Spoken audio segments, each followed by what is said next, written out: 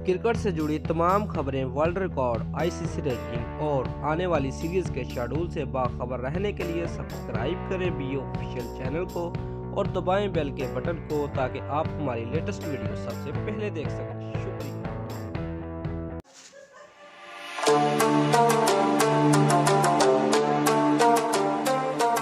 Viewers, Pakistan ने दूसरे एक रोज़ा मैच में आलमी चैंपियन ऑस्ट्रेलिया को जीत के लिए 285 रन का हदफ दे दिया है। शारजा में खेले जा रहे दूसरे एक रोज़ा मैच में कौमी टीम के कप्तान शोएब मलिक ने ऑस्ट्रेलिया के खिलाफ टॉस जीतकर पहले खुद बैटिंग करने का फैसला किया।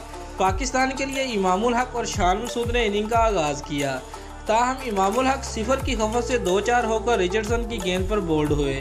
शान मसूद और हारिस सुहेल ने दूसरी विकेट के लिए 35 रन जोड़े, जिसके बाद शान मसूद 19 रन बनाकर रिचर्डसन का दूसरा शिकार बने।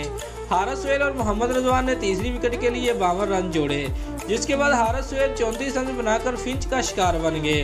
उमर अकमल एक बार फिर लंबी बारी खेलने में नाकाम रहे और 16 रन बनाकर 11 का शिकार बने। शोएब मलिक और मोहम्मद रिजवान ने 5वीं विकेट के लिए 127 रन की उम्दा शराकतदारी कायम की और दौरान उन्होंने अपने कैरियर की 44वीं निसफ सेंचुरी रिजवान ने पहली सेंचुरी भी मुकम्मल की, जिसके बाद शोएब मलिक 60 रन बनाकर जाम्पा का शिकार बने। मोहम्मद रिजवान 11 चौकों की मदद से 115 रन स्कोर करके कोरेंटल की गेंद पर मैक्सवेल के शानदार कैच के नतीजे में पवेलियन लूटे। फाइव अशरफ 14 रन बनाकर कोरेंटल का दूसरा शिकार बने।